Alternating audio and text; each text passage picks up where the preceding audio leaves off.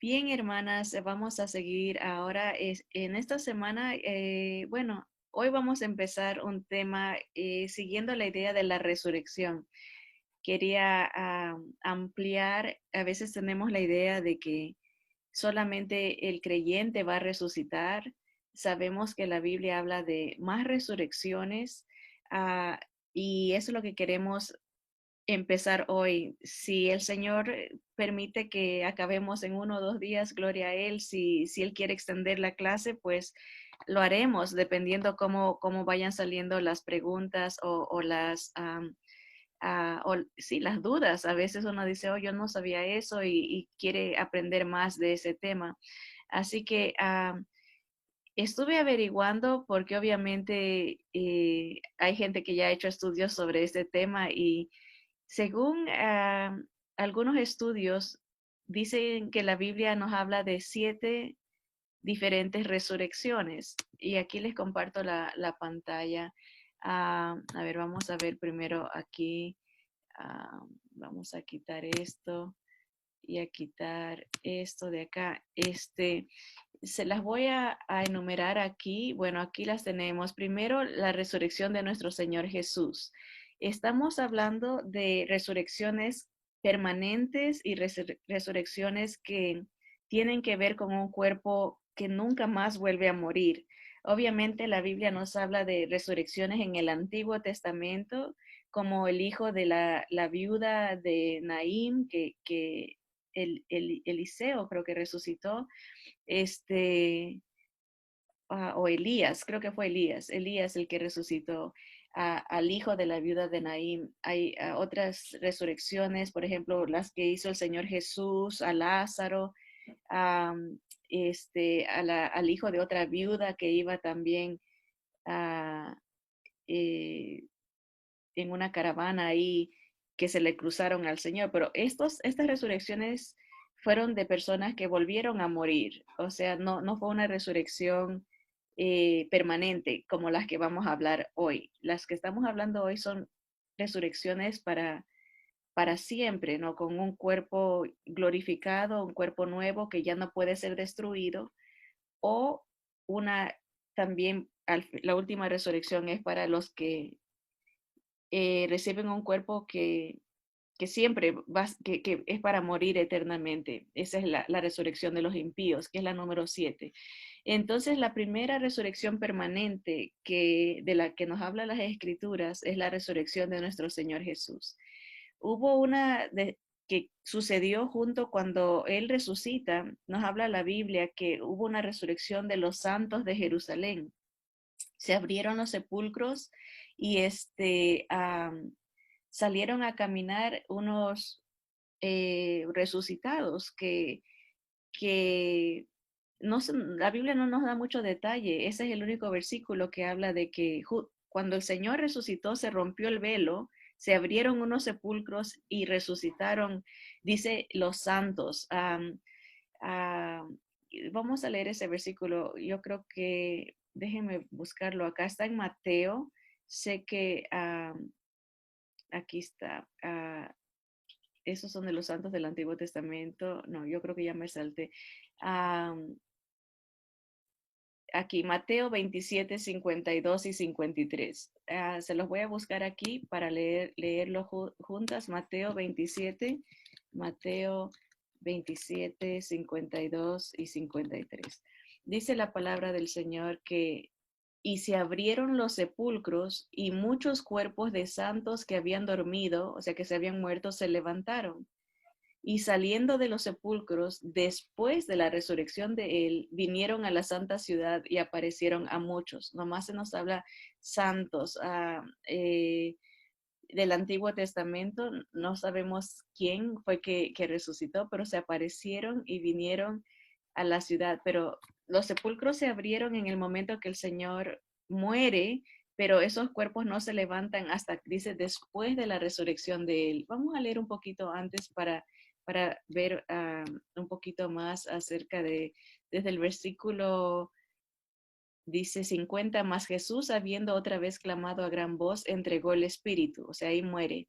y he aquí el velo del templo se rasgó en dos, de arriba abajo, y la tierra tembló y las rocas se partieron, y ahí se abren los sepulcros. Dice, y muchos cuerpos de santos que habían dormido se levantaron, y saliendo de los sepulcros, después de la resurrección de él, vinieron a la santa ciudad y aparecieron a muchos. Entonces, en el momento que el Señor expira, hay un terremoto, la tierra tembló, el velo se rompe de arriba para abajo y ahí se abren ciertos sepulcros, pero no resucitan hasta que el Señor resucita. Siempre el Señor es las primicias, Él es el primero, Él es, aquí dice, en el orden de las resurrecciones, la primera es la de Jesucristo, anunciada en la profecía del Antiguo Testamento, presentada históricamente en los 4 evangelios y tratada teológicamente en el Nuevo Testamento a partir de el libro de los Hechos. Eso predicaban los discípulos, los apóstoles. Jesús es el primero en resucitar. Indudablemente la doctrina de la resurrección de Cristo es una doctrina de importancia central sobre la que descansa toda la fe y esperanza del cristiano. Tanto que el apóstol Pablo dijo, si Jesús no hubiese resucitado, vana es nuestra fe. O sea, es de vital importancia si el enemigo pudiera probar que Jesús no resucitó, tumbaría toda nuestra fe, pero obviamente no puede, dice Pablo en primera a los Corintios capítulo 15 nos dice eso, que la fe se basa en la resurrección de Jesús. En consideración de los hechos que apoyan la conclusión de que hay más de una resurrección, es importante notar que todos deben estar de acuerdo en que la resurrección de Cristo es un acontecimiento distinto y que ya ha ocurrido. O sea, como dijimos, antes había resurrecciones milagrosas, pero volvían a morir y la resurrección del Señor es única en el sentido de que Él fue el primero que resucita para nunca morir, para tener un cuerpo indestructible, un cuerpo perfecto. Bien, entonces hemos visto la segunda resurrección, que fue la resurrección de los santos en Jerusalén. En el tiempo de la resurrección de Cristo ocurrió una resurrección que fue como una prenda. Según Mateo 27, 52, 53, que ya lo leímos, este pasaje afirma que en el tiempo de la muerte y resurrección de Cristo se abrieron los sepulcros y muchos cuerpos de santos que habían dormido se levantaron y salieron de los sepulcros. Después de la resurrección de él, vinieron a la santa ciudad y aparecieron a muchos. En ningún lugar se da explicación alguna acerca de este suceso fuera de lo común. Aunque los sepulcros fueron abiertos en el momento de la muerte de Cristo, parece que los santos mismos no salieron de los sepulcros hasta que Cristo resucitó, porque la Escritura deja en claro que Cristo es las primicias, el primer resucitado de entre los muertos en un cuerpo resucitado que no volverá a ser destruido. En contraste con otras personas resucitadas, como en el caso de Lázaro, que indudablemente volvió a morir y volvió a ser sepultado, Cristo resucitó para no volver jamás a un sepulcro. El significado probable de la resurrección de los santos en el tiempo de la resurrección de Cristo, número relativamente pequeño de individuos, puede hallarse en el cumplimiento de lo tipificado en una ofrenda levítica. ¿Qué quiere decir con esto? Acuérdense que en el Antiguo Testamento hay ilustraciones, lo que le llamamos tipologías, algo que representa algo que vendría. Y hay una ofrenda que los levitas tenían, que le llamaban, que el Señor había impuesto, que le llamaban la ofrenda mecida. Dice aquí, esto que pasó pueda que signifique eso. Dice, incluye la tercera de las fiestas de Jehová. Esto está en Levíticos 23, 9 al 14. Incluye una ceremonia en que al comienzo de la cosecha, los israelitas debían llevar un puñado de grano no trillado para mecerlo delante de Jehová. O sea, un puñado, esa era una ofrenda que se daba, un pedacito de lo que uno había recibido y se lo entregaba al Señor, se lo mecía en el templo. Dice, los israelitas debían de llevar un puñado de grano no trillado para mecerlo delante de Jehová y ofrecer los sacrificios adecuados en reconocimiento de sus esperanzas puestas en la cosecha venidera. La resurrección de santos en Jerusalén en el tiempo de la resurrección de Cristo constituyó las primicias, o sea, ese puñado, como ese poquito primero, y demostró que Cristo no estaba solo en su resurrección, sino que era el precursor, era el primero de la gran cosecha venidera, de la cual estos santos eran una muestra. Como decir, ellos fueron un puñado, unos poquitos de los muchos que vendríamos después. Pueda que haya esa relación con esa tipología de la ofrenda mecida de la cosecha. Aunque algunos han interpretado las referencias de Lucas como solo una restauración a la vida como la ocurrida en el caso de Lázaro, el hecho de que haya ocurrido en el tiempo de la resurrección de Cristo indicaría una resurrección permanente. E indudablemente estos santos fueron llevados vivos al cielo después que hubieron cumplido su misión. Como digo, las escrituras no nos dicen, no nos dan detalle qué pasó con ellos. Y como hablábamos el otro día con la pregunta de Romy, ¿no? De los pensamientos del Señor son mucho más sublimes que los nuestros. Hay cosas secretas que el Señor no nos dice y nos revela las que necesitamos. Así que hay cosas que están como tal vez una posibilidad, puede ser como una interpretación. En cualquier caso, es otra resurrección histórica que confirma el concepto de que todas las resurrecciones no pueden reunirse en un solo gran acontecimiento futuro. ¿Qué quiere decir esto? Que a veces tenemos la idea de que solo hay una resurrección, como mencioné al principio, ¿no? Una resurrección para vida y una resurrección para muerte.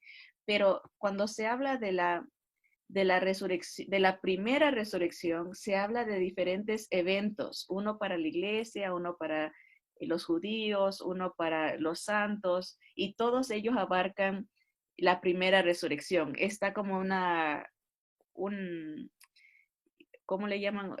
Umbrella, un paraguas donde todos entramos en esa categoría de la primera resurrección. Tenía un diagrama aquí que encontré desde, ¿dónde está? Acá creo que, déjenme, que quería enseñarles.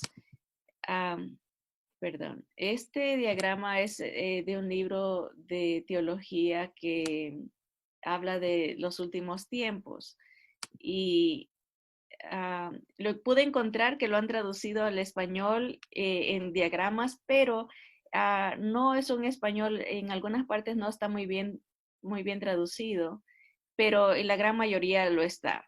Este autor que se llama Clarence Larkin, él explica las dispensaciones y cómo será la última semana de la humanidad. Pero en este diagrama particular, él empieza, aquí tenemos subrayado la resurrección de Cristo, más o menos en el año 30, y de ahí empieza el fin, así dice el Señor, el fin se ha acercado, o sea, Él llama a este periodo de gracia y de los últimos 7 años de tribulación, los tiempos del fin, que empiezan con el Señor Jesús en su primera resurrección. Aquí podemos poner al Señor Jesús y esa segunda de los santos, esa segunda resurrección, ahí serían dos. De ahí venimos nosotros, que en este caso, a ver si lo puedo marcar, sería aquí, a ver, no, esto no lo puedo marcar aquí. Después de la edad presente, la iglesia, ¿verdad? Viene aquí la cosecha, donde dice los primeros santos, la resurrección que viene a ser la iglesia, que sería la tercera resurrección que entra dentro de la primera, de lo que se conoce como la primera resurrección. Como ven aquí, él pone acá arriba las 7 iglesias que ya existieron, o sea, eran reales. Hay iglesias, justamente el pastor Jack el domingo ayer habló de la iglesia de Esmirna, que era la segunda carta a la iglesia Esmirna. Fueron iglesias históricas, pero representan también pueden representar diferentes estados espirituales del creyente. A veces hay creyentes que pierden el primer amor, como la iglesia de Éfeso. Hay otros creyentes que sufren mucho, sufren persecución. Entonces, cada iglesia está representando algo de alguna etapa de la vida del creyente. Acá arriba están, perdonen que marque, aquí está la de la iglesia, ¿verdad? Histórica y espiritualmente hablando. Pero aquí entonces, eh, después de la era de la iglesia viene lo que se conoce como también la resurrección del creyente. Entonces, ahí la iglesia es el rapto, eso sería la tercera resurrección. Hay hermanos que creen que el rapto va a ser a la mitad de la gran tribulación. La gran mayoría, un 38% de todos los creyentes, creemos que va a ser antes de la gran tribulación. Ahora, ¿dónde están los otros? Al final de la gran tribulación viene otra resurrección, que es la resurrección de los santos de la gran tribulación. Ellos resucitan antes de entrar al milenio. Aquí vemos la edad del milenio, el reinado del Señor Jesús. Entonces, muchos creen que aquí junto con los santos de la gran tribulación, también resucitan los santos del Antiguo Testamento. Él no lo pone aquí o no lo puedo encontrar, pero creo que aquí está, a lo mejor está eh, santos de la tribulación, no veo dónde está, pero aquí podemos ubicar, digamos, aquí le voy a hacer otra, que aquí, que serían hay algunos pasajes como Job habla de que él resucitará cuando vea al Señor pisando sobre la tierra. O sea, hay pasajes que hablan que los santos del Antiguo Testamento van a resucitar en esta etapa junto con los de la gran tribulación antes del milenio. Entonces ahí tenemos, a ver, tenemos la primera con Cristo y los santos. Voy a hacer otro aquí para aumentar los santos que salieron en Jerusalén. Ese puñado, esos poquitos, como una garantía de que anunciaban que vendrían otros. Ahí van una, dos, tres, la de la iglesia con el rapto. De ahí a cuatro, cinco.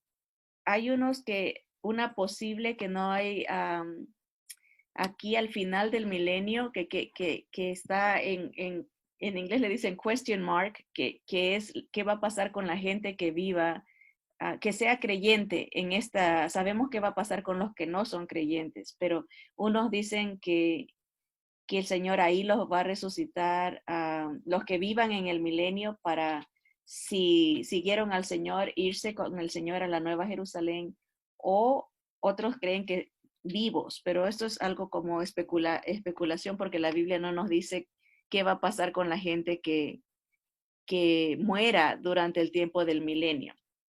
Lo que sí sabemos es que después de que el cielo y la tierra pasan, déjeme mover esto para después de que el cielo y la tierra pasan en fuego ardiendo y viene la nueva creación, el Señor va a hacer una nueva tierra y unos nuevos cielos. Cuando pasa esto, que se destruye la tierra, aquí, a ver dónde los pone, o aquí abajo, esta es la resurrección para muerte eterna. Entonces ahí están las 7 que dice que las escrituras nos hablan. El que tenga parte en la segunda resurrección es para condenación eterna. Los que no creyeron en el Señor durante el milenio, los que no creyeron en el Señor durante el tiempo de la gracia, los que no creyeron en el Señor durante la gran tribulación, los que no creyeron en el Señor durante el milenio, todos ellos van a resucitar para condenación.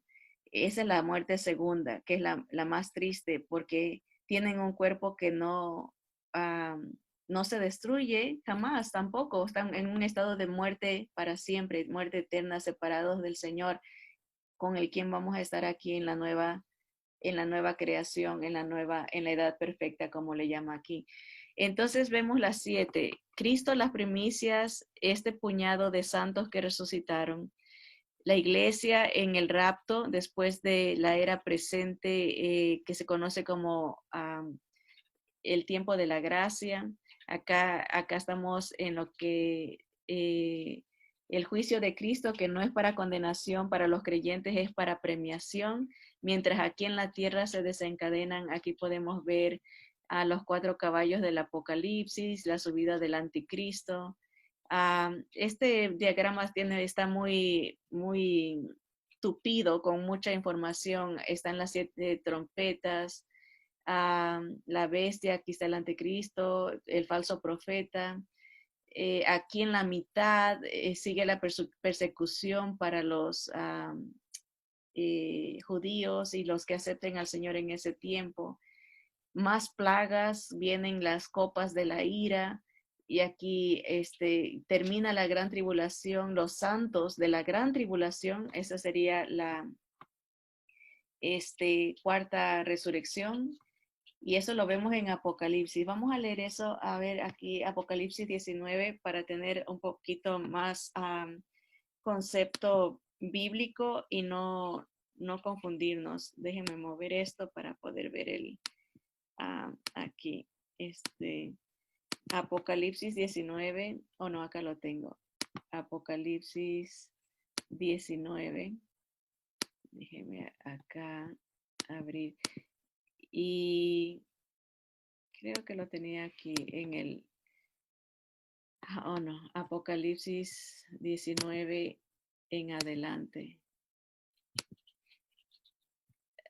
Dice en el versículo 1, después de esto oí una gran voz de gran multitud en el cielo que decía, aleluya, salvación y honra y gloria y poder son del Señor Dios nuestro, porque sus juicios son verdaderos y justos, pues ha juzgado a la gran ramera que ha corrompido a la tierra con su fornicación y ha vengado la sangre de sus siervos de la mano de ella.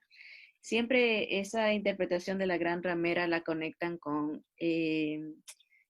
la religión babilónica, ¿no? Representada por la Iglesia Católica, que ha perseguido a los creyentes, a los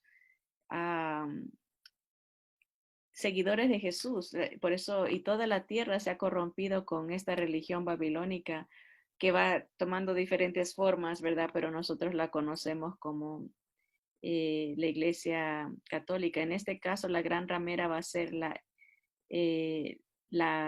madre de todas de la nueva religión mundial que va a salir.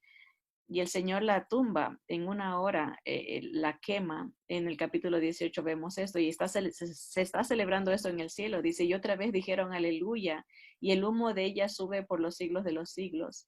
Y los 24 ancianos y los 4 seres vivientes se postraron en tierra y adoraron a Dios que estaba sentado en el trono y decían, amén, aleluya.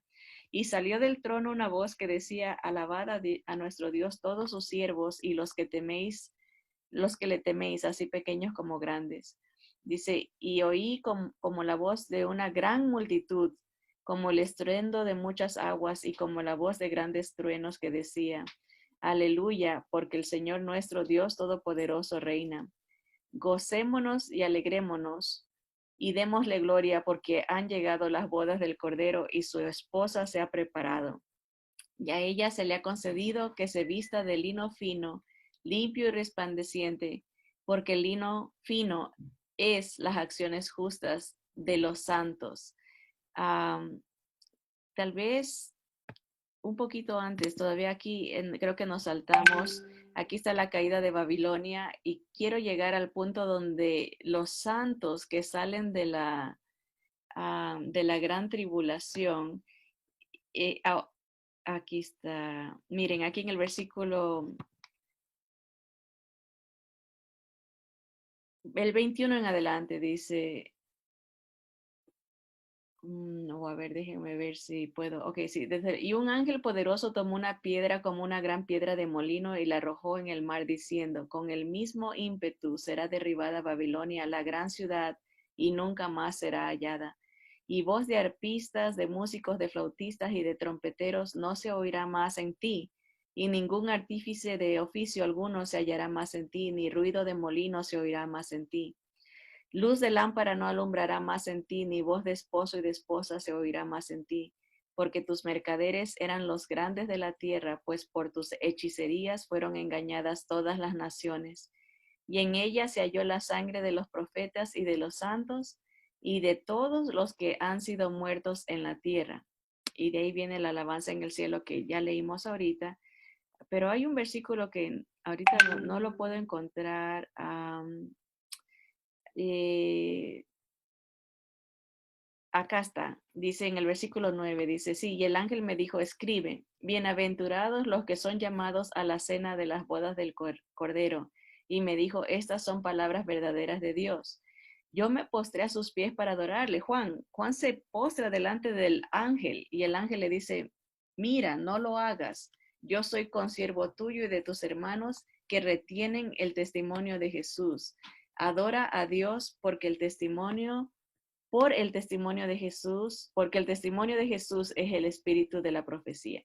Entonces, aquí lo que se puede entender es que los hermanos que salen de la gran tribulación llegan a estar listos, preparados para estas cenas del Cordero, que no es en el cielo. A veces tenemos la idea de eso de que las bodas del Cordero es arriba. No, es que venimos con Él a reinar a la tierra. Dice, entonces vi el cielo abierto y he aquí un caballo blanco, nuestro Señor Jesús, y el que lo montaba se llamaba Fiel y Verdadero, y con justicia juzga y pelea.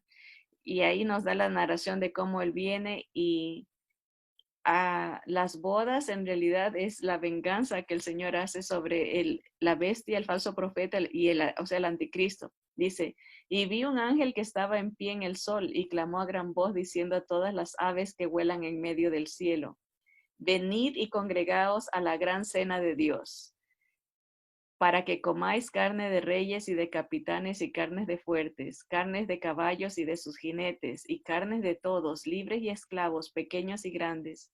Y vi a la bestia y a los reyes de la tierra y a sus ejércitos reunidos para guerrear contra el que montaba el caballo y contra su ejército. Y la bestia fue apresada y con ella el falso profeta que había hecho delante de ella las señales con las cuales había engañado a los que recibieron la marca de la bestia y habían adorado su imagen. Estos dos, o sea, la bestia y el falso profeta, fueron lanzados vivos dentro de un lago de fuego que arde con azufre. Y los demás fueron muertos con la espada que salía de la boca del que montaba el caballo, y todas las aves se saciaron de las carnes de ellos. Entonces empieza los 1000 años con esa matanza de todos los enemigos del Señor. Ah, el Señor prende a Satanás y lo arroja al abismo. Entonces aquí podemos ver en el diagrama lo que está acá, aquí. Después al final empiezan los 1000 años.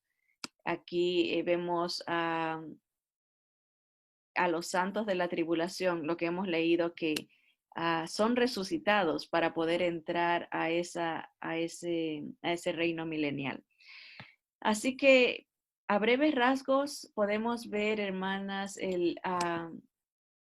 se me borraron lo que había subrayado, pero las diferentes resurrecciones y cómo dentro de esa misma terminología de decir la primera resurrección, entran los santos del Antiguo Testamento, entramos los santos de la iglesia, o sea, los creyentes en Cristo, van a entrar los santos de la gran tribulación que mueren por la causa de Cristo, y entraron también los santos de Jerusalén, los que salieron como ese puñado. No se sabe qué pasará con los que mueran durante el milenio. Esa es una resurrección que está en el aire. Aquí se las pongo de nuevo. Las que son, miren, la resurrección de Jesucristo, la resurrección de los santos en Jerusalén, la resurrección de la iglesia, que es en el rapto, la resurrección de los santos del Antiguo Testamento, que va de la mano con la resurrección de los santos de la gran tribulación, la que está en cuestionamiento, que es la resurrección de los santos del milenio. Unos dicen que estarán vivos, otros que sí van a morir. Y la última resurrección, que es la resurrección de los impíos, que es la muerte segunda. Bien, tal vez mañana podemos ahondar un poquito más. Ya hemos visto la resurrección de los santos en Jerusalén. Podemos ahondar un poquito en la resurrección de la iglesia y en la resurrección de los santos del Antiguo Testamento para ir esclareciendo dudas o preguntas que podamos tener.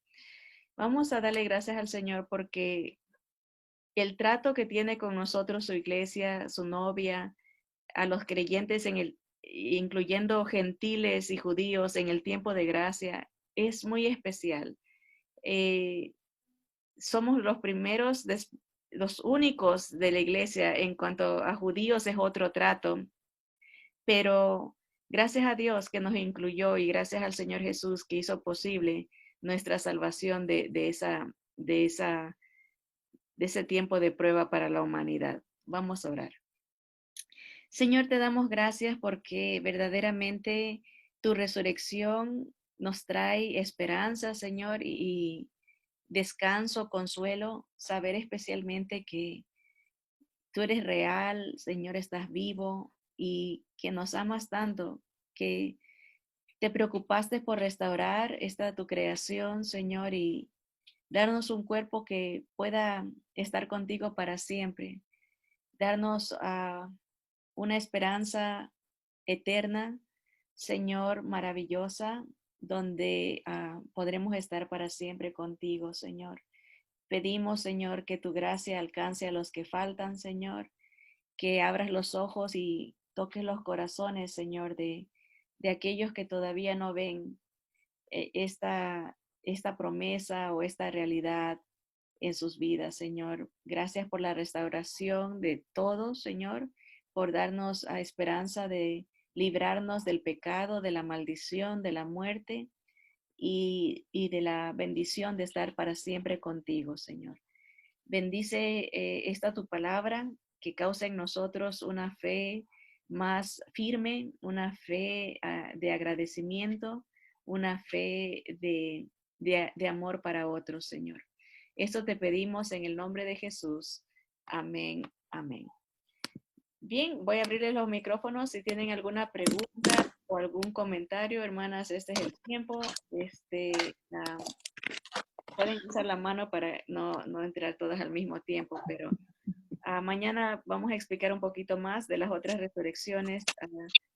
Si quieren esperarse hasta el final de toda la clase, ahí podemos también entender un poquito mejor. Yo sé que muy rara vez se habla de ese tema, de esos muertos que resucitaron, pero precisamente como recién celebramos la resurrección, se leen esos temas y pues nos llama la atención, ¿no? De que sí hay cosas que a veces no hemos explorado o no entendemos, ¿verdad? Y nos conformamos con cosas más superficiales, ¿no? Como consejos o cosas de ánimo, pero yo creo que esto nos debe de traer mucho ánimo, porque el Señor es poderoso y vence a la muerte. ¿Algún comentario? Martita primero y después Vanessa. Sí, una pregunta nada más. ¿Dónde encontró el diagrama? Sí, Tiene un libro, ¿no? ese libro sí, lo tiene mi papá, pero si hace en Google, pone diagrama de Clarence Larkin. Ahorita se lo voy a poner en el chat, escribir el nombre de este predicador. Clarence Larkin. Larkin, con ¿Qué? Charles Larkin. Creo que así se escribe. Déjeme hacer. Ya aquí está en el papel. Clearance es como cuando, no clearance, como cuando hay... venta final. Ajá, es con A en lugar de la E, es Clarence, Clarence, sí. Clarence Larkin. sí, Larkin. Así le voy a poner. Diagrama. Clarence. Así. Ups, se me fue una E de más. Es una E al final. Clarence. Clarence Larkin. Pero puede ponerle en diagrama en español, Clarence Larkin, y le van a enseñar muchísimos diagramas. Este fue uno de los que más se ajustaba a lo que quería hablar, pero habla muchísimo del Apocalipsis. Sí, como estamos estudiando el Apocalipsis y me fijé, está muy claro todo ahí. Sí, le va a ayudar muchísimo, muchísimo para la clase. Sí. Vanessa, tú tenías otra pregunta. Es una pregunta que se me ocurrió. ¿Y esas tumbas de las personas que resucitaron existen? Así como la de Jesucristo. No sé, se me ocurre. No sé, porque dice que estaban cerca de Jerusalén. Jerusalén es una ciudad muy antigua, ya sí tienen tumbas.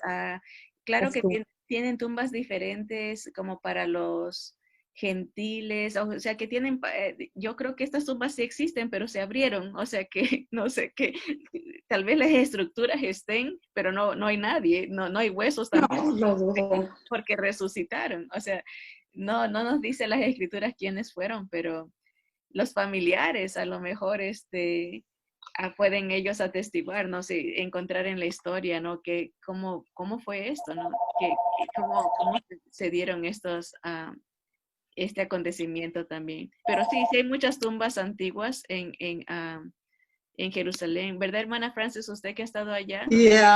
La de Jesucristo la han guardado, pues, pero aún así hay controversia. Los católicos creen que fue en un lugar y nosotros por la descripción que da la Biblia, creemos que fue allí a la par del monte de la calavera. ¿Qué dicen? Porque la calavera sí se ve bien. Se ve clarito. ¿No? Y allí mismo hay como un jardín y luego en una gran roca está la tumba de Jesús. Pero ¿no fueron de casualidad a algún cementerio de judíos allá? Se ve del Monte de los Olivos nomás las tumbas que creen los judíos que con eso van a interferir con la venida de Cristo. Han sellado la entrada, la del lado del este, porque la gran entrada por donde entraba él y salía, la cerraron para que según ellos él no entre. Sí. Y tampoco para contaminarse con las tumbas, porque se supone que los muertos contaminan, ¿no? Exacto, y creo que hicieron tumbas musulmanes para que, o sea, gentiles, gente que no, para que no supuestamente el Señor no pueda pasar en su segunda venida. Pero la Biblia nos habla que él va con un terremoto a abrir completamente. Le va a abrir paso. Le abre paso, él nada lo detiene.